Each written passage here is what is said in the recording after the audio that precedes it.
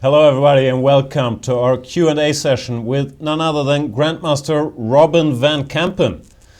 We are delighted to have him here in the studio. For the few of you who haven't heard about Robin, he's one of the brightest stars of, well, junior chess, even though he's reaching no more junior age. Became a Grandmaster at 16? Yeah, 16. And has been one of the strongest Dutch players for a while now. We're still waiting for him to make the final leap and overtake people like me in rating, which probably will take a while, but it's still a pleasure to be here. He's also an experienced, I don't know, second is the wrong word, but you're good friends with top star Anish Giri. You've worked a lot with him. You've worked with the famous coach Vladimir Chuchilov. So don't be fooled by his playful appearance. The guy has actually studied chess and he can teach you guys a lot of things about it. And I hope we get some questions. Thanks for the kind words, Jan. Guys, I saw you posted several questions already. I'll be answering all of them and hopefully you'll get the answer that you hope for or learn something from the things that I have to say. So I guess we'll just get right to it. Let's get rolling. In case you haven't gotten in your question yet, check out our news section. There is an article announcing the Q&A. You can write your question down there and we'll go through them in, I was going to say alphabetical, but from bottom to top. In case you're a premium member, of course. In case you're not a premium member, become one. You can watch all of Robin's series on the King's Indian and the latest series on the Taimanov, which I'm excited about because I'm going to steal his repertoire. Let's get started. Do we have any questions? Yeah, we don't. Here we are, Mr. Tennis Boy. Tennis Boy. Hey Robin, nice to meet you. I would like to know how you got from 2200 to 2600 rating level. How do you do your training? 100 tactics a day or more concentration on openings? Thanks, and see you at the Banter Blitz, which was yesterday. Yeah, well, I saw you at the Banter Blitz, Tennis Boy, but I'm still here to answer your question. The way I generally improved at chess from pretty much any level onwards was by mainly studying openings, and I did so by learning from the previously mentioned coach Vladimir Chuchilov how you should look at the history of several opening lines, how to study them, how to use the computer to benefit you and to help you understand several positions, because obviously a computer engine just shows you moves, but it doesn't explain why these moves are being played. So that's really my tip. Try to build a solid repertoire. Definitely have a look at the videos that we have on the website. I think those are very instructional and will help you realize how to look at openings and how to get a better understanding of the positions arising from openings, which immediately leads you to the middle games, and you'll probably start playing those better as well if you understand your openings. And then when it comes to end games, that's something I never put a real focus on. However, I always managed to analyze the end games that I got in my own games. So what I usually did is study a lot of openings and then analyze my own games in great depth, and definitely also go quite deep into the analysis of the end games that I would get. So in my next games I would know what to do in those situations, because end games are obviously also a very difficult part of the game. So that's sort of my general advice when it comes to studying chess. Next question. That was it. Thank you. By the way, there's one very interesting point which I think a lot of people are confused about. When studying openings, it really means studying the middle game, because we get a lot of questions like, how do you study the middle game, or I have a bad memory, can't memorize everything. But it really means trying to understand the positions that arise, right? Right, it's sort of a mixture of understanding move orders and trying to lead your opponent into lines that you might like or might be known to be not as good as other lines, but in the end it boils down to understanding why you get an advantage from a certain opening. And that is obviously already a middle game position usually, where you're gonna try to use that advantage. So it's all linked to each other, and I think openings are definitely the right base for a modern chess player to start with and to put your main focus on. Can't help but agreeing. Let's go to the next question by Betelgeuse. Is that a Dutch guy? Oh no, maybe not. Finnish guy. I don't know how to pronounce it. Beetlejuice. Hi, I greatly enjoy your Boiler Room session with GM Hansen. Highly recommended for everyone out there. I hope you'll have time to stream more chess soon. So do we. Most of the questions from C24 users are probably been answered there already. Should check out these sessions, I've never seen them. How do you feel about starting your studies at university? Is it hard to motivate yourself to study every Dick and Tom's learn when you already have so profound knowledge about chess that you could be a professor yourself? At least for me, the problem at school seems pretty minuscule compared to the ones with chess has to offer.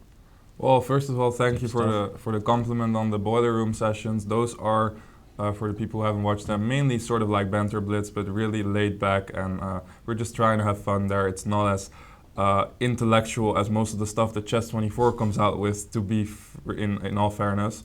To get down to your question about university, I am planning to attend university next year. I want to study business after summer, and I'm trying to get into a pretty competitive program, so I'm hoping that will actually challenge me. However, I must say that even though I was a decent student, I wasn't some sort of math genius or anything like that. Really, I spent most of my childhood studying chess rather than studying for my exams at school. So even though I can see that my chess knowledge is a lot deeper than the knowledge that I have about the subjects that I'll probably study in school, and maybe it won't be as interesting, I still think it will be quite a challenge for me, because really I have a lot of things to learn when it comes to being a good student on topics that I'm not yet really familiar with. So I think university will still be sort of a challenge for me, but I do hope it won't be that hard, because of course I still want to play a lot of chess and study a lot of chess, and that's something I definitely don't want to spend all my energy on. So I hope that answers your question. Thanks for that. When are you starting? I'm starting probably end of August already. This year already? Yeah. Only have the summer to enjoy the professional chess life for now. Way to go. Next question is a bit disturbing, but we'll read it out anyway by Tony Rowe. After seeing your piano playing, your flawlessly styled hair, your FIDE ratings card, and watching your excellent Key ID series, I'd simply like to hear one thing you're horrible at. It's a very flattering comment, thank you. What am I really horrible at? Is there something that comes to your mind, Jan? I don't know, like taking your keys with you when you leave your apartment, right. maybe? Yeah, the other day, I have a nice apartment here in Gibraltar where I can reside while I'm stressing over my Taimanov series, but I did happen to lose my only set of keys, which pretty much got me into a situation where I had to wait for several hours and get back into my place. So that's the one thing. I am pretty clumsy at. I tend to lose a lot of stuff. I once lost my passport right before going to North America, which wasn't the really smart thing to do either. So I am a bit clumsy when it comes to forgetting about important objects and things that you need while you're traveling. So that's not a very good combination with my general busy traveling schedule. But otherwise, thank you for the compliments, and I'm happy that you liked the series on the King's Indian, and I hope you also like the series on the Taimanov if you're planning to watch that one. I'm disappointed that's your most horrible flaw. There must be something else, but I'm sure we'll get to that later. Vortiliax. Hello Robin. I'm a big fan of yours and Eric Hansen's YouTube channel and Twitch stream. Thank you. In a hypothetical scenario where Karpov could be 22 years old again and competing with today's elite players, I would like to know what you think his opening repertoire with white and black would be in different situations. It's a very complicated question. What would his main repertoire be? What would he play when he's happy with a draw? What would he play when he needed to win? Thanks very much, and I'm looking forward to your series on the Taimanov. Well, that's quite a question. Let's start with the first one. What would be his opening repertoire? Well, first of all, I'm pretty convinced that Karpov would be playing the Berlin regularly as black, as many of the solid pro and top chess players do that these days. And that would be his solid opening in order to make a draw. I think that endgame would suit his style quite well if he would spend some time studying it, which he might have very well done already, but he doesn't play as much anymore, so he hasn't had the chance to show that off. Then next on, with white, I guess he would still be mainly a d4 player, although nowadays it's quite necessary to switch things up, so he has experience in e4 as we all know. He would probably be focusing on his d4 repertoire, but occasionally play e4 if he does have an idea there once in a while, sort of like Magnus Carlsen is doing really. There are a lot of comparisons between Magnus and Karpov, and I can quite well see where these comparisons come from because their styles do have a lot of similarities. So what would he play when he needed to win? I would see him playing some sort of other line in the Ruy Lopez. I don't see him playing a Sicilian. Maybe he could play a Caro-Kann against e4 and against d4. That's also a pretty difficult question. I don't think he would play the King's Indian.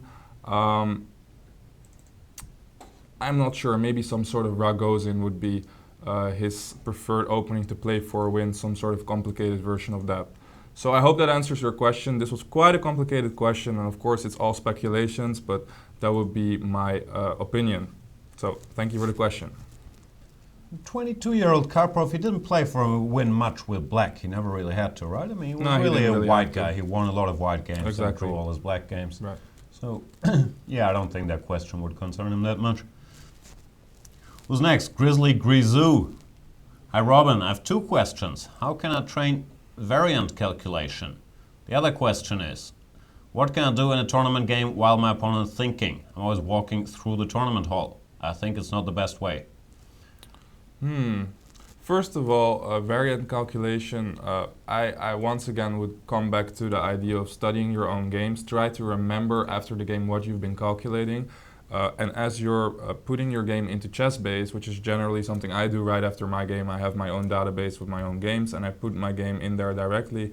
Write down some of your thoughts, write down the lines that you remember you calculated, and then later on, with the help of the computer, you can look at what went wrong, what went well, and so on. So that's one way to improve your calculation, by just evaluating the calculation you've already done in your games. Another thing you could do is study the books of someone like Jacob Ogard, who has a very decent series on calculation. One of the books that comes to my mind is Practical Chess Defense, which I think is one of the few books on anything else than a chess opening or some sort of biography that I managed to finish reading without getting sort of bored. So that's a book I would recommend you to study. Then the next question, what to do when your opponent is thinking and you don't have anything to do? Well, I am actually a pretty big fan of walking around the tournament hall as long as it doesn't tire you. I know my friend Anish does this all the time.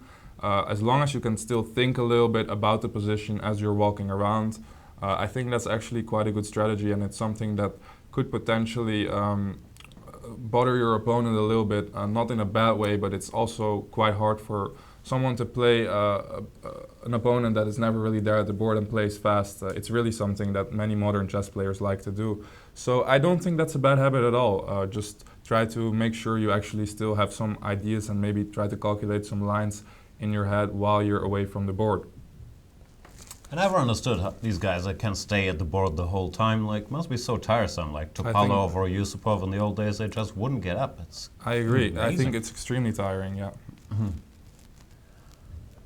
What else we got? Kalashnikov. Hey Robin, which books do you recommend for improving your chess qualities? You already mentioned one in the last answer. Do you read a lot of chess books in general? I did read a lot of chess books. I did read hundreds of chess books, I guess. So yeah. The series that comes to my mind is, I already spoke to Jan about this before, My Great Predecessors by Kasparov. Many people claim that nowadays it's not that useful to have a knowledge about the old world champions. However, if you are a 2000 player, I think there's a lot of stuff to learn from that. And it's definitely a series that I really liked to read. I think the stories are interesting, the games are interesting, the history is pretty interesting. If you're interested in chess, you will enjoy these books. There are 5 or 4 pretty big books, so you'll be busy with that for a while. That's the first thing that I would recommend you. So yeah, that's definitely something I learned a lot from when I studied those games a while ago. So yeah, have a look at those books. And in general, Kasparov's books are really interesting and a lot more fun than many other authors' books. So that will be my answer to that question. I just read all of them, the newest ones, the Kasparov versus Karpov and the autobiographies. It's very interesting stuff and it's very good chess. Yeah. I also agree with like looking at the older games. Okay, arguably for grandmasters not so important because its theory is not so relevant, but for learning plans it's still very important because there was less competition. So if you have a game of Capablanca or Ayechin or whatever, it's often very clearly executed, and you don't see that so much in these modern games. Right. So arguably you can learn more from those guys. Yeah, one of the things that's more interesting about those games is that nowadays you won't see a GM dwell into some sort of passive position, which happened much more back in those days. So if you do face an opponent that, for example, likes to remain in a passive position, it's very handy to know about these classical games to understand how to build on your advantage and eventually squeeze someone into such an uncomfortable position that they will end up making a blunder or just losing the game. Whereas nowadays the top games are very dynamic and people don't like to suffer in passive positions at all, so you will not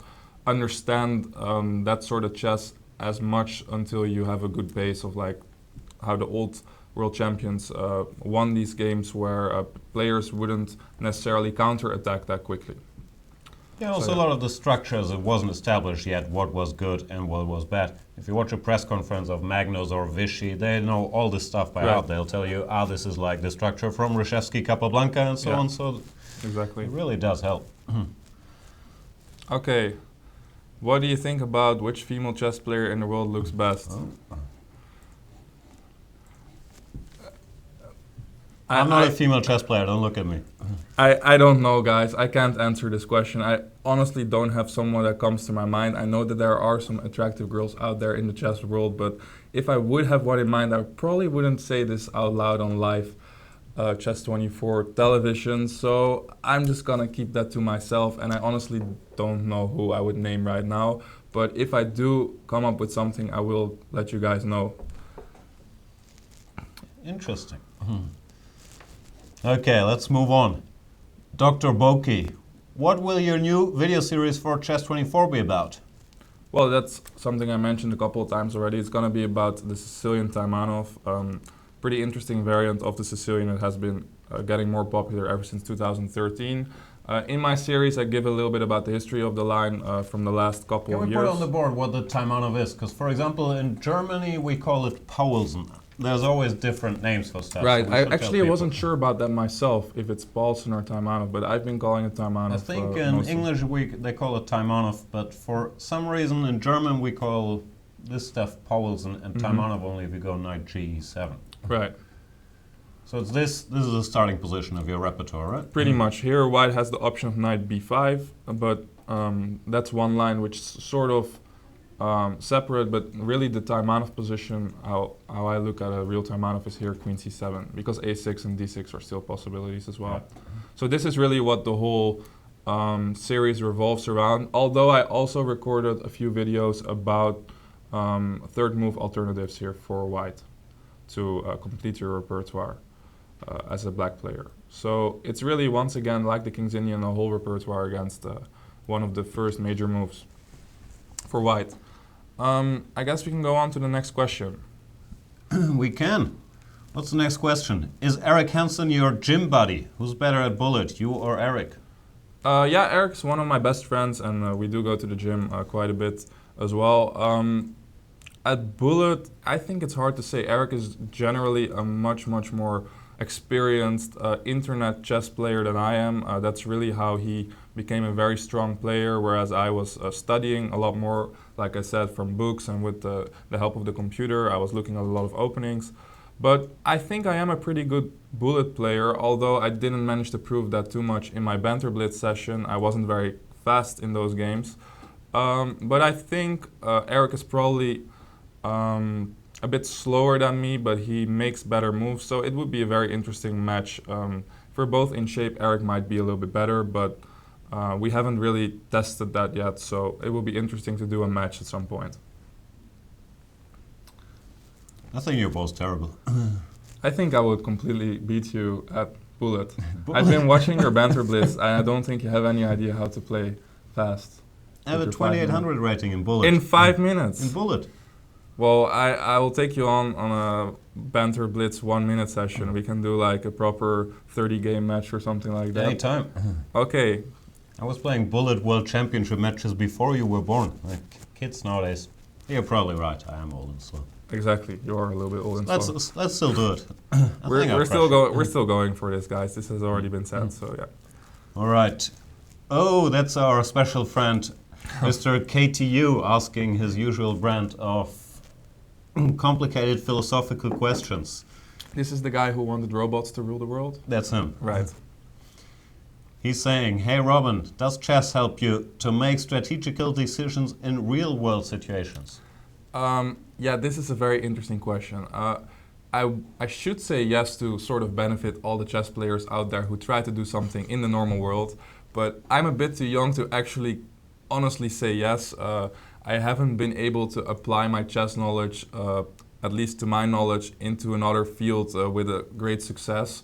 I do believe there should be some sort of an analytical thinking that is gonna help us chess players be good at other things as well, but I'm yet to discover it really. I think chess is quite a separate skill on itself, but surely there are similarities with other fields and we can apply our skills one way or another.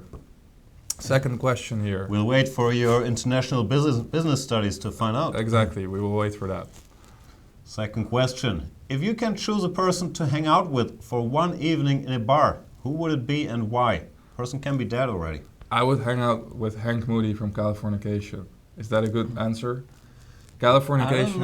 I don't know. Californication has been my favorite series on TV since I was like 14, and I just think that he's a very funny character. So if I would have a chance to hang out with that fictional character, I would totally go for it.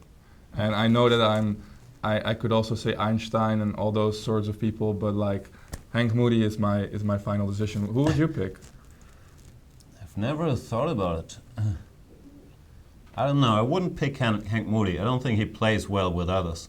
Like he's good with women. But do you think you would have a lot of fun with talking to Hank Moody at that bar? Well, presumably we're going there as like friends, right? Going to a bar with Hank Moody as a friend. We're like buddies. You're we're like buddies. His manager. We're buddies. I'm not like Runkle, but I'm like a cool version of Runkle or something. I see. So I think we'll have like a really interesting, cool night actually. Okay. Going out with Hank Moody. Yeah, best of luck with that. But he's fictional, so it's not going to happen. Will you go out with David Duchovny or just in character as Hank Moody? Nah, I'm not so interested in David Duchovny. I think I just Hank Moody. Okay. Yeah, I'm not that into that guy from the X-Files or something. So it would it's really the same have guy, to, believe it or not. It's the same guy, I know, but it's a completely different character. That's true. Anyway, on to question 3. Oh, more complicated stuff. Let's assume you find yourself in the year 1875 and you can't bring anything from our century with you. You also don't have time to prepare. What would be your strategy to become rich and or have a nice life? Isn't that supposed to be a question where you get some time to think about? Anyway, 1875, people played chess back then, didn't they? Yeah, I would be the #1 chess player at that point. So I'm gonna use my chess skills in order to impress some rich people and make some friends. Would you be #1? Wasn't Murphy around then? Well, he might crush you. I think he would crush you. But I have all this knowledge, right? I take it back with me. You have the knowledge, but he'll just go e4, f4 and sacrifice on f7. I've looked at the King's Gambit before. I feel pretty confident that I can beat Morphy. I know that he was a legend, but I do believe that chess players are getting stronger and stronger, and we're more than 100 years ahead. So I'm gonna probably beat him. Yeah, in all fairness. You're a favorite. Fair enough. But how did it work with chess back then? I think they may have played in coffee houses for money, and then you needed to stake some matches for money, right? Exactly. So I'll get some money one way or another, and I'll build up a nice bankroll. Right. Sounds like a good plan to me. Okay, here we go. That was all the KTU questions. We made it out of there. Flow Power is saying, hey Robin, I've got some questions which need an answer from you. Many thanks in advance. Can you tell us your favorite joke? My favorite joke? Jeez, you mean like the ones where like the tomatoes are walking on the street and one falls and it's like ketchup, that sort of cheeky joke? That's the one from Pulp Fiction. That's my favorite joke. There's 3 tomatoes walking on the street. How does it go exactly? Do you remember? No. But it was Your from favorite joke. It was from Pulp Fiction, so that's definitely one of my favorite jokes. I think there was the wife of the gangster boss who told it. Yeah, Uma Thurman. Exactly. So as long as it's from Pulp Fiction, it's good. That's one of my favorite movies. Next on, it's a difficult question, really. Which one? The next one or the joke one? No. How long did you train per day on your way from, say, around 2200 to become a Grandmaster? What do you do exactly? Well, Tactics, openings, endings. I think I more or less explained how I was studying around openings and how that leads to middle games and so on. The amount of time I was putting into chess, let's say, I think I got to approximately 2350 or close to 2400 purely by having some coaching and playing a lot. And then when I became an international master at 14, I really started to work, or maybe a little bit before that, I started to work, I guess, 4 hours a day. And I sort of kept doing that all through high school. And then once I got out of high school when I was 17, I started to work maybe 6 to 8 hours a day. So yeah, actually just a lot of work, really. Nothing too crazy there. Just put in the time and you'll eventually start improving. But do you consider work? I always find it hard to draw the line, like reading a chess book or following some games online or playing and analyzing your game. What's the work part? Is it distinctively if you sit down with a coach, or? No, for me, work, I would describe it as analyzing my games. So really going into some sort of depth there and trying to analyze your play, or analyzing openings, preparing for games to come, preparing for specific opponents, or maybe seeing a game online, but then instead of just watching it, analyzing it while it's being played. So that's sort of where I draw the line. I wouldn't consider playing online unless you're specifically playing against a friend and practicing a line as work, and I would also probably not consider reading chess books as real work, because that's something I do for pleasure. And I think you should draw sort of a line there if you're a professional chess player. It's good advice for me. What's the next question? Is there a book which was most useful to you on this way? Yeah, once again, that series of My Great Predecessors by Kasparov is my favorite chess series of books by far. So once again, for those who are watching, if you didn't read those yet, go ahead and do read them, because they're very, very good books. Next question, I think. Let's get there. Surya22. Hi Robin, can you explain in a little bit of detail about what do you do to keep yourselves physically and mentally fit, which is very important for chess? Thanks for the show, for playing King's Indian, as well as for the cutting-edge King's Indian Defense video series. I think he likes that you play as the King's Indian. He also left a note saying, happy to see you playing Key ID. Please keep playing it. Yeah. Do you ever get that people are happy that you play certain, happy that you're playing certain? No, I've never heard that ever. I can't really see that happening, to be honest, Gusti. I mean, no, do you think people are really going to be happy that you're playing your G3 systems? Fianchettoed your bishop there on the second move. Exactly. Anyway, what do I do? Well, I do like to go to the gym, but especially when I'm with friends who go as well, because it tends to become a bit boring when you have to go on your own. And then I try to go for walks a little bit outside. That's something that my coach has always taught me. So when we would have a long session, for example, at Chuchilov's place, we would work maybe 7 hours a day, but we also walk outside for at least an hour to an hour. Don't you feel in Chuchilov's case it's a bit cheating, because he tells you this is part of the program, but he really just walks around for 2-3 hours? Oh yeah, he's just walking his dog around, but yeah. It's still a good thing to be outside once in a while, because you tend to be on the computer a lot when you're playing chess. And secondly, of course, try to eat a little bit healthy, which is also quite a challenge when you're traveling a lot. But yeah, try to get your veggies and so on once in a while, maybe once a week. But you're also 20 years old. You can eat and do whatever you want, basically, right? I mean, those are old people's problems. Right, I wasn't supposed to say that, though. I was trying to pretend that I'm trying to live healthy. Yeah, but let's face it. Yeah, it doesn't really matter that much for me, but I guess when I'm really ambitious about a tournament, I do try to live a bit more healthy. But that means cutting out the drinking, but not eat more veggies, right? I mean, yeah, that definitely means cutting out some drinking. Yeah. Anyway, I also think Surya22 likes that you play the King's Indian, but I'm not sure he mentioned it. Oh yeah, well, Surya, if you do like my King's Indian, then thank you for that, and I hope you enjoyed this video series. Thank you. Oof, another tough question by Thomas R. coming up. Dear Robin, can you shed some light on your work as a second? Maybe you can't, but some entry points might be. Do you receive orders from Geary? Well, I wouldn't say I receive orders, although when I was working for him at the tournaments, like going to the FIDE Grand Prix in London and Paris, I would of course actually ask him like, what do you want me to analyze? And I would analyze it sometimes until deep into the night. So I wouldn't call them orders, but orders or instructions. Requests for sure, yes. And or do you come up with your own ideas? I do have some of my own ideas. However, when I'm working with Anish, generally when I think that I found a nice, interesting new idea, he already analyzed it a few years ago. So Anish is mainly very good at telling me what I should look at and where I should expand his own analysis. Anish is really quite a lot ahead of many people in the opening, including myself. And part of being his second was, of course, just being a good friend. So that's also something that plays in there. And I guess that... what was I about to say, Jan? No, I think you wanted to mention you went for a lot of walks with Anish. I went for a lot of walks with Anish, that's for sure. And we talk about like the meaning of life while he finds some novelties and so on. And of course, I also... know quite a bit about openings, but I must admit that working with Anish benefited me a lot. And actually, the first couple of times that I was doing work for him as a second, I don't think I was particularly good at it yet. But the more I worked with him, the more fluent I sort of got at understanding how to prepare for games at the highest level. And even nowadays, once in a while, Anish tries to play some of the lines that I advise him to play.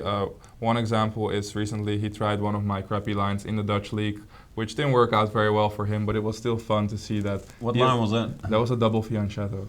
Oh yeah, it's an excellent opening. Yeah.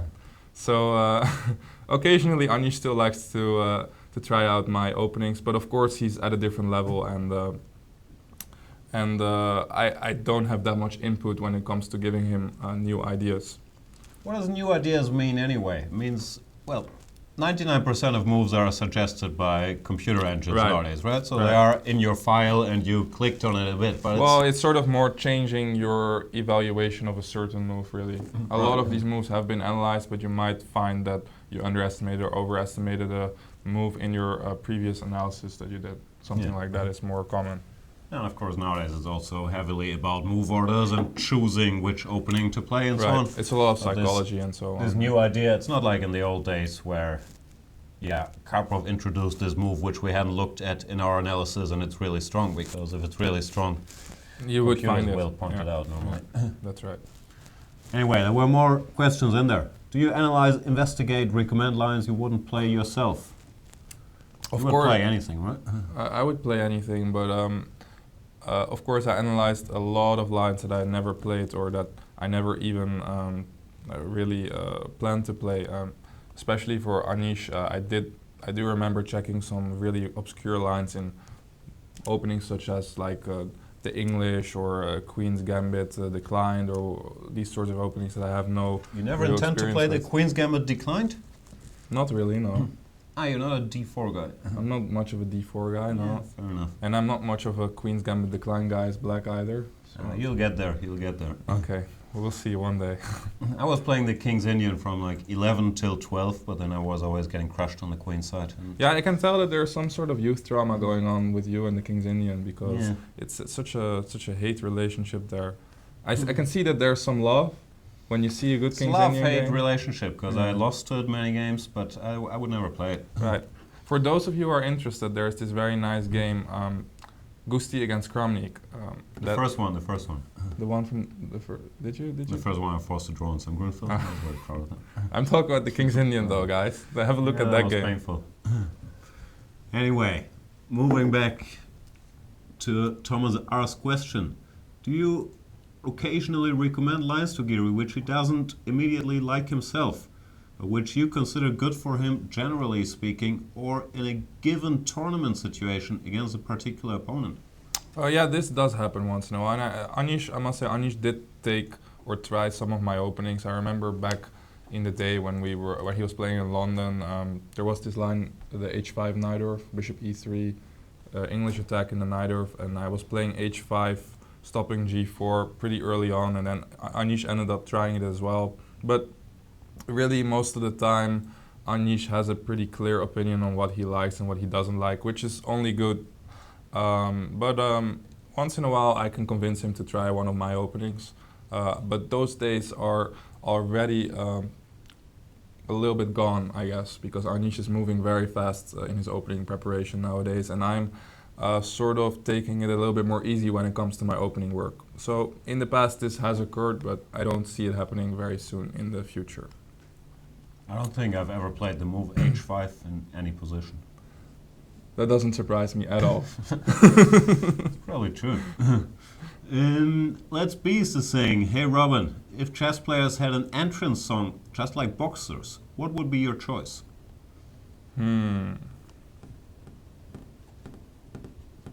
Californication opening theme? I was about to suggest that, but that's not a very hyped up cool. sort of song. Yeah. Well, I have some songs that come to my mind, but you will not know about them. They're not famous songs.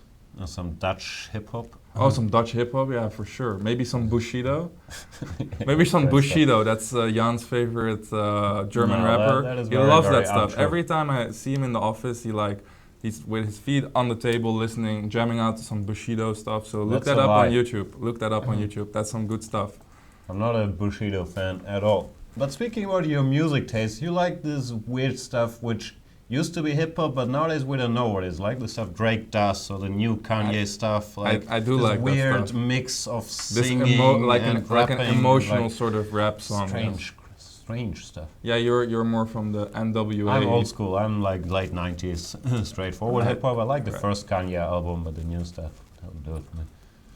Okay, well, a different generation, so yeah. I guess so. So you still haven't answered the question. What would be your I told you, entrance song? it would be from Bushido. It would be, No, but that's a lie. why? I like Bushido. I think it's a very, Bushido's terrible, ladies and gentlemen. Okay, I would go for the song On Top by Flume, Flume it's called. I like that song. I recently discovered it, and they used it in a video of one of my favorite football clubs, Ajax. So that's the first song that comes to my mind. All right. I think we'll have another question on the on top topic later on, but thanks for that. I don't know why I agreed to doing this. Let's Beast is also asking if you could change the rules of chess, just like Fischer did in his Fischer Random Chess, what would the Van Kampen chess look like? Well, considering the average opponent I'm playing against, I would probably include doing a lot of push-ups and a lot of physical exercise in there, as I think that would increase my chances to get up in there in the standings in the world ranking. So like every time you capture a piece, you do like a bunch of push-ups, or have to lift some heavy objects, and I think that would really. Magnus would still crush you, though. I think I'm stronger than You Magnus. think? He's really, really built, that guy. Sure, but he's a lot smaller too, right? That's true. I'm not sure you're stronger than him. Nah, I'm pretty sure We I'm should stronger. find I'm out. sure he's in much better shape than me, but Well, I don't that's think no question. he's not stronger. I'm not sure. He looks pretty strong to me. Anyway, that would be my variant of chess. It's also a trend in like hip hop nowadays, right? It used to be they smoked a lot of They smoked a lot of dough. weed and so on, Yeah. but now it's all working out and being in shape. Absolutely, like you, this new generation. you need to have a six-pack for pretty much any profession these days. It is pretty Chess sad. is just about to follow suit. It's true. We can tell with the new generation coming up. Some guys like I saw Wei Yi mentioned. You can see Wei Yi having a six-pack in the future, can't you? Does he have a six-pack already? No, he doesn't look like. I don't think he's at that point yet, but I can see it happening. He'll get there. Do Yeah. you see yourself at the forefront of this metrosexual chess movement? Together with Ilya Zaragatsky, I think we can definitely work something out. Yeah, for sure. Yeah, we should have a video series about that at one point. Mhm. Anyway, thanks for that. We got a question by Mr. Pramod NVS. Or a lot of questions, it looks like. Hello, Robin. How are you doing? I'm doing great, thank you. Great to see such a youngster doing so well in the chess world. Having fun following your key ID too. That's not a question. Well, I started playing chess a couple of years ago, now became good at making decent strategies. That's always helpful, That's not definitely in a good Blitz. And have been following Jan, Lawrence and Peter Svidler's commentary on Chess24, tormenting them with my crazy questions, again on Chess24. Can I become a player of around 23 till 2400? Let's say I'm around 1800 now. Rating if I put in 3 to 4 hours of time after my office. I guess it's possible. It depends on the talent you have for the game. But if you're dedicated and you know how to work on chess, I sure think that that's possible. Go on. I'm 3 years older than you. I'm reading it out. I'm like 15 years older than you. Well, that's also a good thing. I tend to think that I'm pretty young still, so that should work in your favor. What suggestions would you like to give me for my improvements? Well, once again, try to understand how to study the openings by looking at our videos. Look at those books that I mentioned, and I think that's already gonna keep you busy for at least another year. So those books are a lot of work, actually. So that's once again something I would like to stress and repeat. Go on. If you read a chess book, do you actually replay the games on the board? Oh no, I replay them mentally. I actually think it's better to do it mentally because it sort of changes. But for me, like when I read these Kasparov books, like I read the stories in between and then I look for diagrams and I kind of keep track, but then it gives like 8 pages of analysis and it's like, yeah, whatever, bad move. Yeah, I am like that too. When the 8 pages of analysis comes in, I'm generally a little bit lazy. Although if I'm really interested in the game, I can set it up. This has happened like once or twice before in history. Yeah, I've done it once or twice too, but it's not a usual occurrence. And I don't think anybody can follow all these lines in their head. Like, I think Ilya is not happy with my statements, but anyway. About the metrosexual part? Yeah, I think he posted a link to a nude picture of his as well in this stuff, but we can't click on it. Right. Or maybe he's applying for 2.5 Men now that Charlie Sheen is out. He's saying he's a manly man. I would like to see how that goes for him. Yeah. Let's continue with the question. Yeah. What else was there? Suggestions for improvement. You gave some. I'm good at calculating long lines and at strategies, so he's already got a lot of shit done. Sounds like you're set to go, but man. I don't know what to calculate, and the main problem is I'm finding it hard to evaluate the positions arising out of my calculations. Thought he was good at calculating. But how to evaluate the positions arising out of them? Well, that's really a matter of experience, I think. Once again, try to write down your calculations after you finish playing a game, and then write down your thoughts about, what did I think about this position, what did I conclude after these calculations, and if you keep on, building on sort of that way of working on your games, I guess you will eventually find patterns of mistakes that you're making, and you will get better at these things. So that's once again analyzing your own games and writing down your thoughts right after the game, so you have everything fresh and clean when you're gonna look back into it sometime later. Really shows you've had coaching from an early age, right? Because this analyzing your games, that's what every coach tells you. Right. I've never done it, for example. I have done it really a lot. I don't do it as much anymore. I'm a bit lazy now, but I used to have games where I had pages of like words and only a few lines with just thoughts and so on. And I know that, for example, Caruana is like that too. He likes to really, just write down whatever he was thinking about and so on. That's how he used to work on his own games as well. But don't you get annoyed at your crappy play? That's what happens to me. Oh, absolutely. But I guess, you want to improve your crappy play. Yeah, but I always preferred learning from other people's mistakes than from my own. Which is wrong. I'm just saying it's interesting that that you keep stressing it so much. Because I know a lot of people, nowadays you just go through it 5 minutes with a computer, but that they've never really liked looking at their own games. Right, I guess it's a question of taste. I know that Anish doesn't look at his games all that much, so it really depends on the person. But I was always someone who liked to write down his thoughts and look quite deeply into his own games. So yeah, it depends on your style, but that's how I improved. So that's only what I can advise you to do. What else is there? Will you please suggest me how to cope up with this and how to evaluate a position that's going to rise on the board? Yeah, we've had that.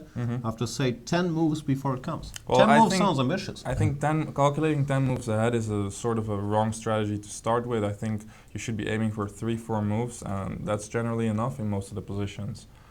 So try to, instead of going really deep, keep things a little bit more on the surface, but make sure that you get a lot of candidate moves and really make sure that you take into account all your opponent's options as well.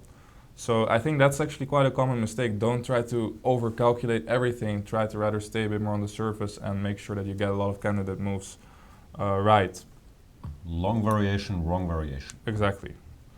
And then, will you please suggest a video series or book of learning attacking patterns and how to prepare attacks? Once again, I would refer you to the books of Jacob Ogaard, who has several series that you might be interested in, like the Attacking Manual or Practical Chess Defense, which was my own favorite book when it came to calculation.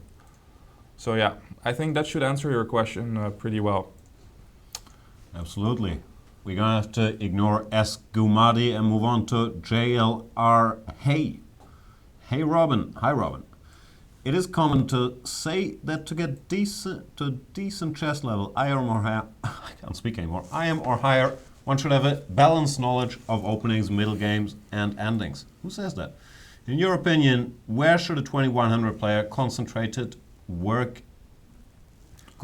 heavier work in order to get to IM? Well, once again, building a solid opening repertoire and analyzing your games in those openings and so on is really what's going to bring you the results the fastest way, in my opinion. I don't think it makes a whole lot of sense to jump from opening to opening when you're a 2100 player. You might get a little bit of experience here and there, but I think it's always good to start with a solid foundation when it comes to openings. I used to play the same opening for at least 1 or 2 years when I was more or less 12 to 14, 14 to 16, when I was growing into an IM or a GM. And only after I became a Grandmaster, I started to experience a little bit more openings and so on. So that's really my main advice for you. Try to build a solid opening repertoire, and you can definitely use the videos that we have on here. It doesn't have to necessarily be the openings that I advise in my video series. We have lots of them. And then try to analyze them yourself. Try to continue on the analysis that's given on the website and analyze the games that you play with those openings. Then the next part of the question, the time management.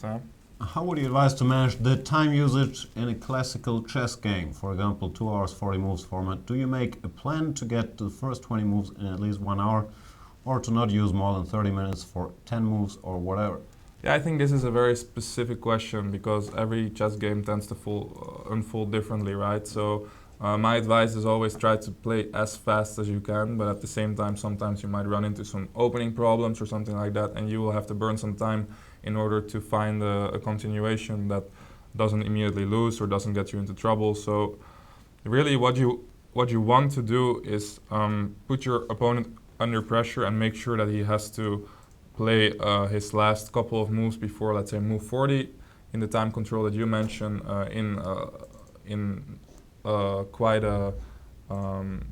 with little time left on the clock, and make sure that you don't get into that situation yourself, because so many games are lost just because people don't have time left right before move 40 and because they don't manage their time properly. So in general, time trouble is something you never really want to get into. Even if you consider yourself to be very decent at it, there's really no reason to get into it. Anything about that? No, maybe, I agree. Maybe you want to say any... Grishuk is always getting into time trouble or something? No, I think it's a flaw for Grishuk, and I think he's admitted it himself, and even he makes a lot of mistakes in time trouble, because you can't always avoid it. Actually, I had a draw myself against Grishuk in a very bad position due to his time trouble problem. So yeah, it's true. No, it's another tricky psychological game, how to play in your opponent's time trouble, because a lot of people also blunder there, trying to play too quickly or whatever. Mm-hmm. What else? No, I got nothing. I think it does make sense to have a plan. I make the first 20 moves in 1 hour or whatever. I agree with playing quickly. I think the skill is kind of judging when you should invest a bit of time, what the critical moments are, instead of, which for me is a sign of bad form, if you have like a random decision, I'll play G3 or B3 and both moves are good, and to spend 1 hour on it Exactly, is a horrible thing to do. Yeah, Just make one of them. If you have a decision between good moves, tend to take those decisions quickly. Right. Moving on. David P.S. I like is this saying, question. Hi Robin, I've been through your videos on YouTube and my question is this serious? I mean, am I laughing when I'm not supposed to, or is this comedy made on purpose? No, you are laughing when you're supposed to. Some of the videos we posted are just, they're kind of random. We did some predictions, but like our room in Montreal is real messy, and it's just like when Eric and I make videos, it's like, again, as I said, it's laid back. It's just two guys who who like to talk about chess. We're grandmasters, but I think we're pretty normal guys. Otherwise, we like to go out. Sometimes we even do one of those banter blitz after we came back from a concert or something like that. So it really is more of a fun channel. Although we do drop some real knowledge once in a while, because of course, we are grandmasters. We do know something about chess, but it's not. Once again, it's not as serious as some of the other media on chess as you might have been following before. So it's really a question of taste, whether you like it or not. Are you wearing ties in your videos? No, we're not wearing any ties in our videos, that's for sure. So if you prefer the more serious side, then definitely keep watching Gusti over here with his G3 systems. I'll check out your channel. I'm sure it's... I'm sure I'll laugh when I'm not supposed to. Like David P.S. Energy382 is saying, Hi Robin, I have a question on a concrete variation, I don't know the name, where I face serious trouble with the white pieces. Oh, we can use the chessboard. I've looked into this for a sec. I think I know the answer too. D4, knight f6, c4, e6, knight f3, d5, knight c3, dc. That's the line. He's giving e4, bishop b4. Right, so the name you're looking for here is the Vienna. That's e5. the name of the opening. Knight d5, bishop d2, bishop takes. Oh, sorry, can you scroll down a little? I can't B read, takes. but I think b takes. And b5. And b5. What's your opinion? What went wrong? Well, honestly, I don't know too much about this system, but as far as I know, this is not considered to be the best line for white, is it, Jan? It's more your territory, really. But no, I know you're an expert on all these openings. To my knowledge, bishop takes c4 is one of the most dangerous moves. Yeah, e5. Don't go e5 yet. Just don't go e5. I think e5 is not right. Bishop g5 is too sharp, you say, so then look into bishop takes c4, which might look sharp as well. It might look sharp, but at the same time, actually, this pawn sacrifice has been played and analyzed quite a bit already, so you can look up some information on that in chess databases, and you'll find that you don't run all that much risk here as white. Yeah, nowadays I managed to make it boring. Right. In fact, I had a game myself with black here against Bakro recently, and even though I didn't manage to make a draw, I was never even thinking about winning the game, even if I was a pawn up.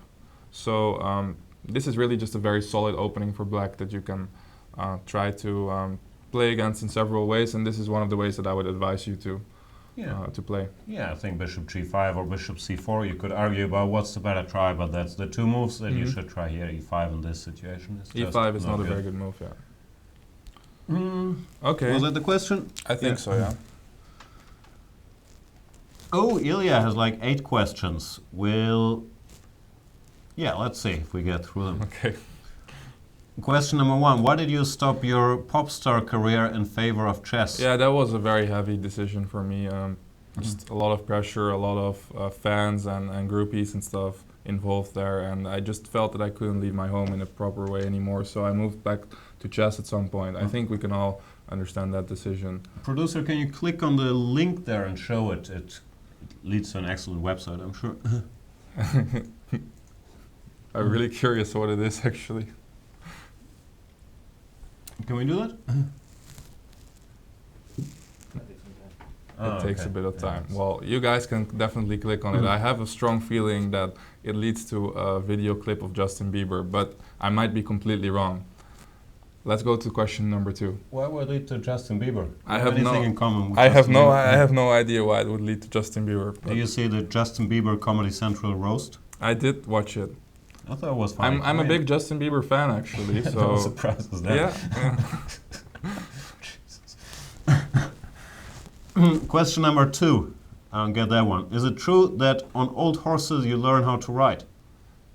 Yeah, I can see what you mean there. Like, for example, when I went to the chess club, I would play against some of the older guys, and I would have to beat them, and then eventually I would play against the younger players who were usually better. I think that's what he refers to. So you went from the old horses to younger horses. Yes. I see. Yes, that's a strong statement that you made there, Ilya. I think you are right. Question number 3. With almost all of our authors, like Sopiko, Melanie, and Nicholas, getting engaged. And Anish also happens to be engaged. So. To Sopiko. Yes. He's not one of our authors, so we ignore him. Sorry, yeah. Sorry. Actually, we're big Anish fanboys over here. Can we expect any such thing from you soon? I think, well, I'm afraid, or maybe you guys are happy about that, but I'm definitely not planning any marriages anytime soon. As I said, I just applied to university, which is generally not the moment that people are getting married, and I can see myself. I can't see myself marrying a Chess24 author anytime soon. So, yeah, that's pretty much answering the question, I guess. I think you're not forced to marry a Chess24 author. Well, but all these people are marrying Chess24 authors. Anish is. Okay, Sopiko Sopiko isn't. But we're fanboys, so anyway, she was allowed to. Oh, I see some people are putting in. Isn't that your artwork? Welcome back, everybody. Apologies for this short break. It looks like the picture of Justin Bieber and Robin van Kampen we put up did break the internet, like Kim Kardashian tried to do, but Robin and Justin. But I managed. So yeah, this is a fun guessing game for you guys. Which is Robin and which is Justin Bieber? I don't know, but nowadays you have different haircuts, so it's easier to tell you apart. Right. It's Justin who went in a different direction, really. That's true. Yeah. He was called many names at his Comedy Central roast for his haircut. I thought his roast was pretty good. Pretty good. Yeah, I enjoyed parts of it. Parts of it, not all of it, but some of them were pretty funny. I just don't think this Kevin Hart guy is funny. I think Kevin Hart's okay. I haven't watched any of his movies though, but... Nah, his movies aren't supposed to be good, but it's probably a generational thing. I like Chris Rock, I don't think Kevin Hart is funny. Right, okay. I like Hannibal Buress. He was in the roast, like the last guy to speak. Oh, I don't recall him talking. I liked Snoop Dogg. Yeah, Snoop Dogg was great. Yeah, he's always funny. And what's the name of that older white lady who was the only one who went to prison? Yeah, I can't remember. She was reasonably funny. She was reasonably funny. They have writers. Right. Sure. Okay, let's move on. Let's move on to Ilya's question number 18. Generally speaking, what is your personal favorite catchphrase? I'm not sure I can say this on the internet. I think you can. On the internet, people say many things. I like it when Hank Moody goes, "Motherfucker!" You know that. Oh no, you can't say that here. Okay. Are you crazy? Yeah, I'm not sure that's a useful catchphrase. It's not a very useful catchphrase, but it's my favorite one. Your favorite? So, okay. Fair enough. Who's the most remarkable person you ever found on a certain smartphone app starting with a T or with a G and ending with Inder? Oh, okay. Well, what makes him believe that I'm using such apps? I don't know what you crazy young kids are talking about. I don't recall any meetings through that application, so I'm just gonna deny any questions concerning it. But you are lying, right? I am lying, but okay. that's okay. Yeah. Number 5. What do you think about women's chess? Ilya seems very focused on you and the ladies in his line of questioning. Do you think you could be women's world champion if you were a girl?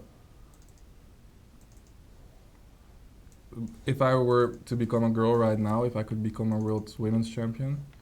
I don't know if that's a question or if you were female by nature. With your current playing strength. I mean, who you find is stronger than you. Yeah, but then again, if you were a woman, you'd probably be more motivated because the world championship title is closer. Right. So you'd put in more work, right? Well, I think I would be a good contender for sure. Then again, according to Nigel, you would have other trouble improving. Right, I would. I would probably be doing other things, according to Nigel. Right. Right. But So you'd be up there. I would be up there. I would be up there. I got very upset when Hui Fan overtook me in rating because I always took a lot of pride in my second spot in the women's world rankings after Judith. But now there's two. Wait. Hui Van's also higher rated than you? She's like 2690 or something. She's very strong. All right. Why also? You think she would beat both of us really in blitz or something like that? I mean, I don't know. I can see how she would outplay you in like. I take a lot of pride in my blitz strength. No, I think she's a stronger tactician and practical player probably than both of us. I think she's weaker in the opening also probably than both of us. But she has more experience. She has ideas once in a while. She does have ideas, but I'm not sure. It's always a bit hard for me to understand how strong she is. She's definitely strong because she does well in events such as she holds herself in Vike. Yeah, exactly. She must be quite strong, but then sometimes she picks up quite a bit of rating in the women's events as well. But I guess that she's really worth around 2,700. Yeah. So do I see myself being a women's world champion? No, not really, because she would probably be stronger, but I could be a contender for sure. Yeah, that'd be interesting. What's going on here? I don't know. Producer, what are you doing? We're confused. Oh, I see a lot of new questions have come. Ooh, people posted more questions. Your flight is... I think you gotta leave at like 5:30, but we'll keep going for a bit. Do we want to keep going with Ilya? Yeah, why not? We're almost there. Do you have any other great opening insiders tips for Ilya, like the Philidor, where he can lose all his games? Oh yeah, that's a nice story. I played Ilya the last year or something, and played one of those really crappy openings where like G6, Bishop G7, and C5 or something against me, and he lost big time. And then he was like, well, Robin, can you give me an opening that I won't lose by force, but it's still in my crappy style, sort of.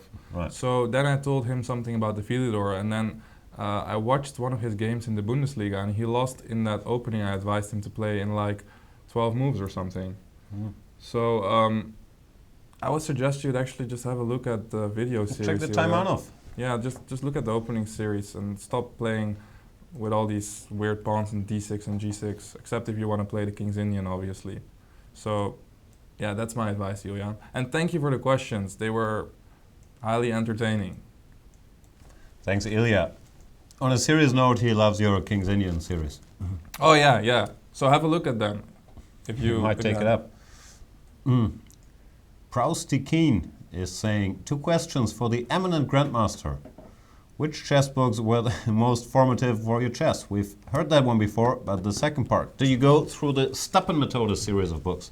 I did do the Stappenmethode books. Actually, I advise people to use those in countries where they don't use them. I think Stappenmethode is step method, let's call it that way, is a Dutch method that we give to kids when they first come to chess clubs, and actually goes up to quite a high level. I think as soon as you finish that method, you might be rated around 1800 or something like that, and it's just a good method to understand all the basics and all the basics of like strategy, tactics, and so on. So I used it; it helped me a lot, and of course now it doesn't help me as much anymore because the level isn't that high. But it's something I can recommend to players who are starting out, or maybe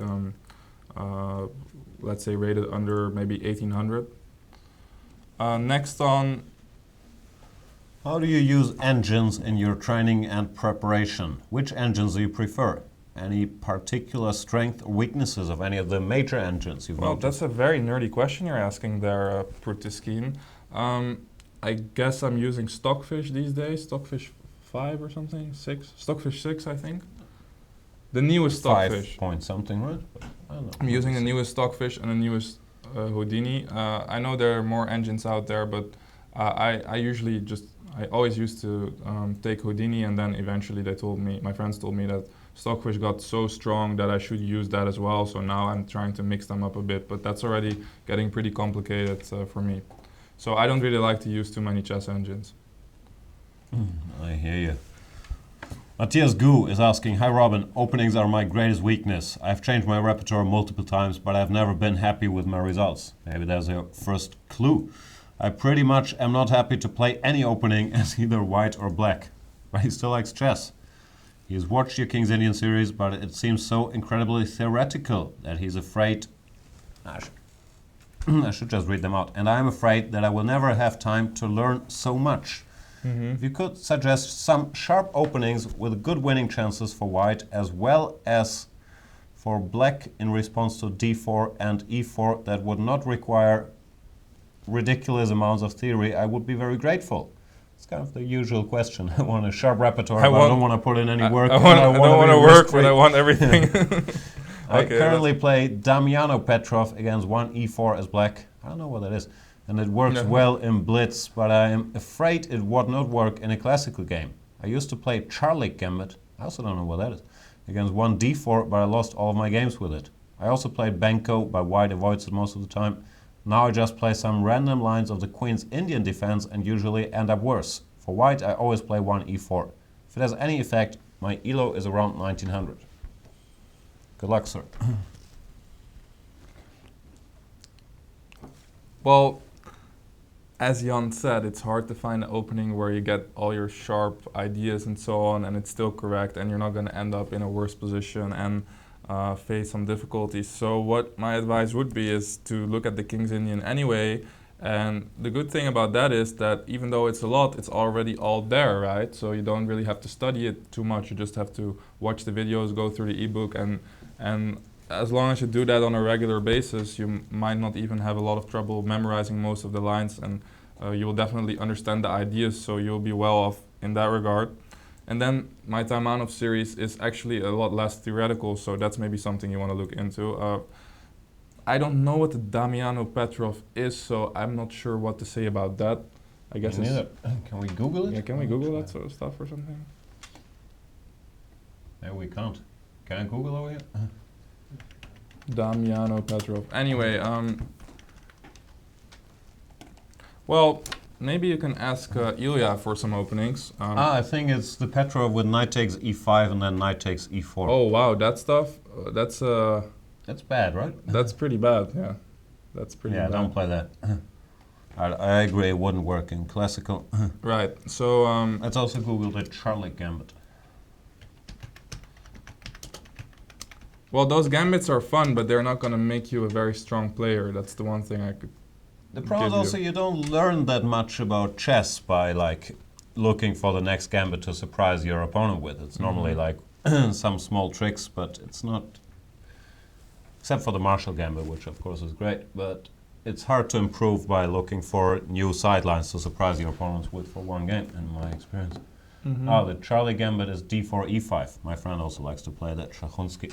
But d4, e5? yeah, de, knight c6, knight f3, and then either queen e7 or d6, but it's also not very good.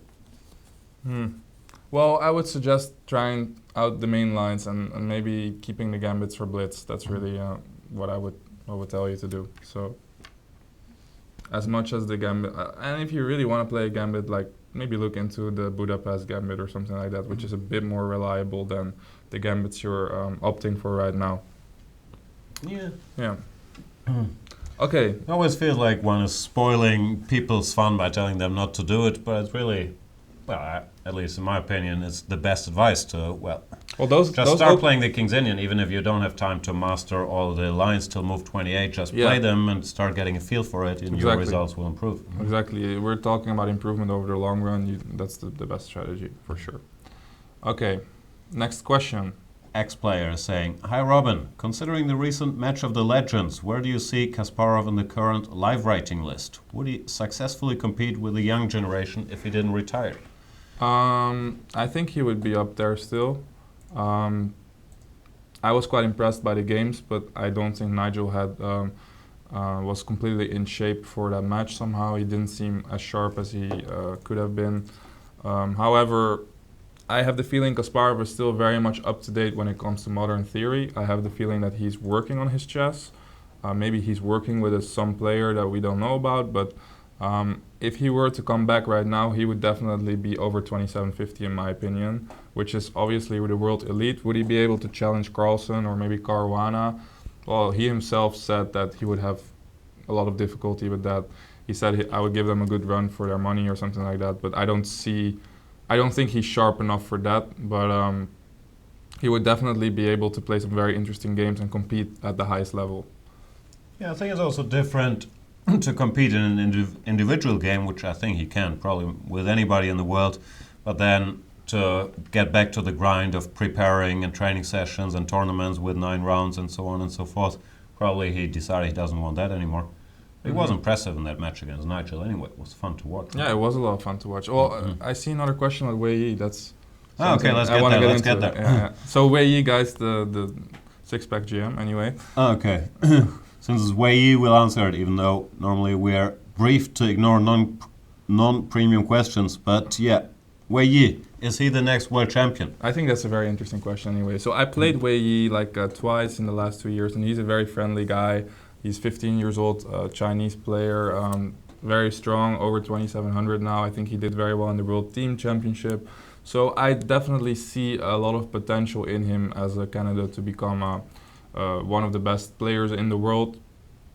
However, right now I don't see anyone becoming a world champion except for Magnus Carlsen keeping the title. So as long as no one manages to beat Magnus on a regular basis without losing to him all the time as well, I just don't believe that someone has what it takes at the moment. Maybe the next world champion is not yet strong. Maybe it's some 10-year-old. Yeah, it could very well be. Magnus could stick around for a while. Yeah, Magnus could stick around for a while. Did I ever play something really silly in the opening, like 1A3? Did you? No. Okay. I Play the King's Indian. But, really silly, Jan. that's what I'm saying. Anyway, no, I take my games pretty seriously, so I wouldn't do that. Thomas Legend saying, "Hi Robin, I have 2 questions. What is the latest trend in the King's Indian in the Knight f3 H3 line? Tomaszewski won some nice games in the Grand Prix. Has the theory evaluation changed nowadays?"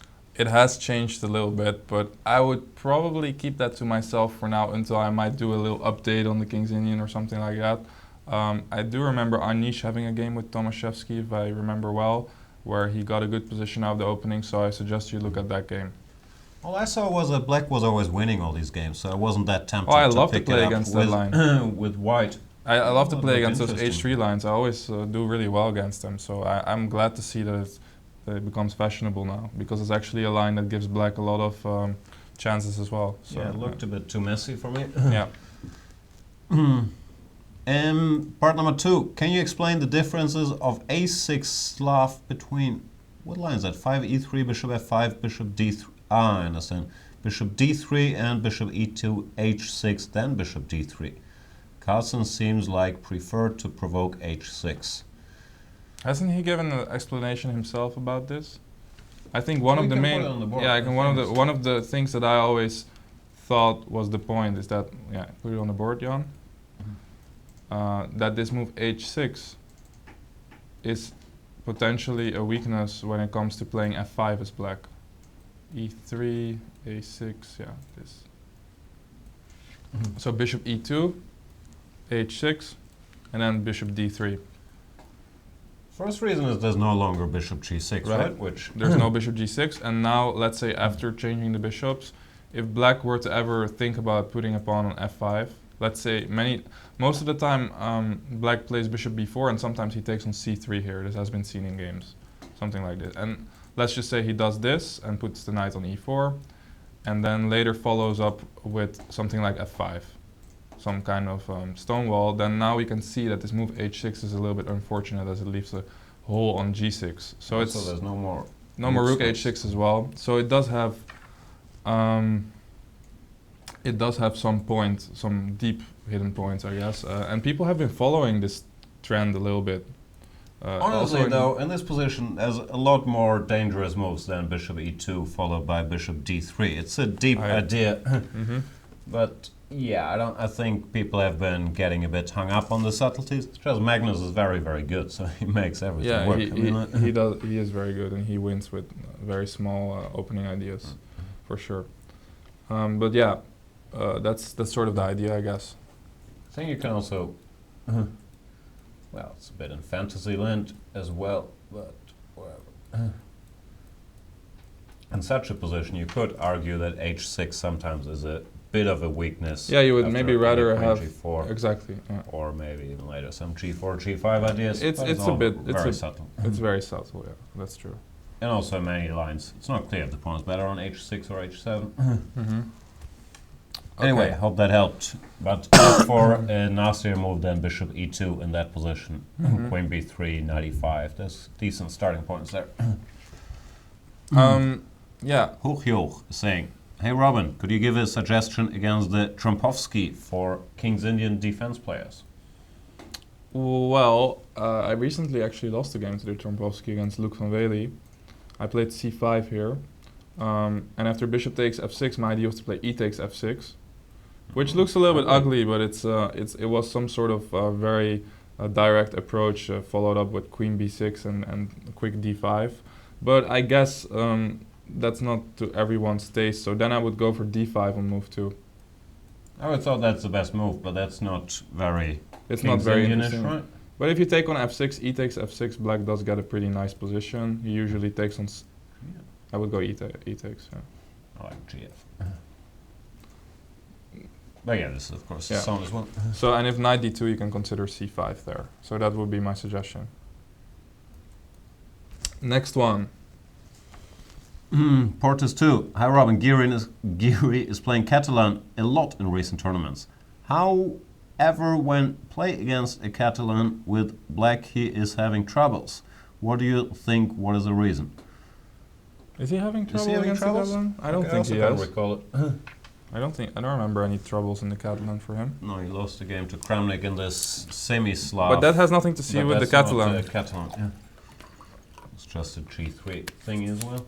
I can recall troubles. Recall troubles with white against Kramnik in the Catalan. Well, I can recall troubles in general against Kramnik. That's true, but yeah. Next on. Stormbird. Thanks for your great series about King's Indian defense. Looks like at least 5 people watched it already because they praise you for it. I liked it too, in all fairness. Thanks, Jan. I find it difficult as an amateur around 2100 to master all the very tactical variations. Me too. How to train the issue? Thanks in advance. Play it. Play a lot of blitz, play a lot of normal games, and just, once again, analyze your games once you have some material to study from your own experience. So, simple as that. Or if you don't like tactical play, play the Slav. In general, if you don't like Nemzo, Queen's Indian. if you don't like tactical play, then maybe. Do you have any repertoire for black on d4? I don't have any openings against d4. I'm actually working on it, but no, I've done a wide repertoire for d4. But I don't have a black repertoire. Oh, right. It's a problem. Well, I guess you'll just have to stick with the King's Indian then. No, I'm sure we have something. No, but yeah, you can look into a Nimzo and something else if it doesn't suit your style. All right, Axel Banzias. I'll answer that question for Robin. He recommends Kasparov's great predecessor series and everything by Mr. Augurt. All-Star. Hi Robin, what do you think is the best way to stay sharp when you have limited opportunities to get in good tournament games? How can you avoid being rusty when going against IMs, GMs who will be able to take advantage? Let me reread that question for a sec, guys. What do you think is the best way to stay sharp when you have... I think it's a kind of workout, eat healthy, get enough sleep. Right, and play online as well. Playing online keeps you sharp, I think. Blitz generally tends to help me see more tactics and so on. I think it was pretty clear that I hadn't played Blitz in a while. My banter Blitz as well. I didn't see a lot of tactics. So that also I helps don't me. know. Some things were very clear from your banter Blitz. I'm not sure if it was because of lack of Blitz or lack of talking or lack of chess culture. General chess It's hard talent. to say. Yeah, I can see that I made it easy for you now. But okay. Is that the last question? Maharishi 3 is saying, didn't Giri lose to Carlsen in a Catalan? To Mickey Adams in a Catalan type position. Did he? Was that now in this tournament? No, that was a Sicilian Najdorf. That was a G3 Najdorf. That's something else. Once again, I think Anish is actually one of the big experts in the Catalan, or at least he used to be. So I don't see. I think that's rather one of the openings you can praise him for rather than think that he has any difficulties there with either color. So yeah, I'm a bit surprised by that, really. But I think he's doing fine in the Catalan. Yeah, I think no, people just mixed up this G3 half semi-Slav where he lost again. Anyway, I think we're through, and also Robin has to catch a flight. Where are you going? I'm going back to Amsterdam for a day, and then I'm traveling to the British League for this weekend, and then I'm going back to Canada for a week, going to Uruguay for 2 weeks, going to Buenos Aires for a week, and then another month in Canada, guys. Good to be you. Yeah, it's a pretty nice schedule, really. Anyway, I hope you guys liked the Q&A. What else? That's pretty much it. I also hope you liked it. Yeah, you can follow us on like Twitter. You can have a look at my website. It's vankampenchess.com. And once again, you can have a look at my YouTube videos. But don't expect the same sort of stuff as on Chess24. And Jan will be working the entire summer in order to make sure that you guys have videos and new material. And that my Taimanov series will be up very soon. Right, Jan? I'll probably spend the entire summer fixing your Taimanov series. Exactly. That's what you're saying. But So, yeah, we're looking forward to it. Check out all the other video series. Check out Chess Bra or whatever your bromance channel is called. And thanks a lot for being here, Mr. Grandmaster Robin van Kampen. Thanks. I hope you guys liked it. See you later. Until recently, chess was like this. Chess24 brought you this. Live interactive broadcasts from top tournaments with computer analysis and video commentary by the likes of Jan Gustafsson, Lawrence Trent and Peter Svidler. A play zone where you can take on opponents from all around the world 24/7. Interactive beginners courses ensuring you pick up the basics fast while having fun. A tactics trainer to sharpen your chess by solving puzzles adapted to your level. Hundreds of interactive videos letting you watch and learn from star players such as Vishy Anand, Peter Svidler, Paco Vallejo and Hu Yifan. You've given up on that outdated computer? That's why there are more reasons to use Chess24 on mobiles and tablets. Full playzone access, including pre-move. A tactics trainer so you can stay sharp wherever you are. Computer opponents you can challenge even when you're not online. Live broadcasts of top chess events. And the half? It's free. Well, that's half true. Most features are free, but limited for registered members. For a mere €99 per year, however, you can step up to premium membership and gain unlimited access to our video library. That and much more. See you at chess24.com.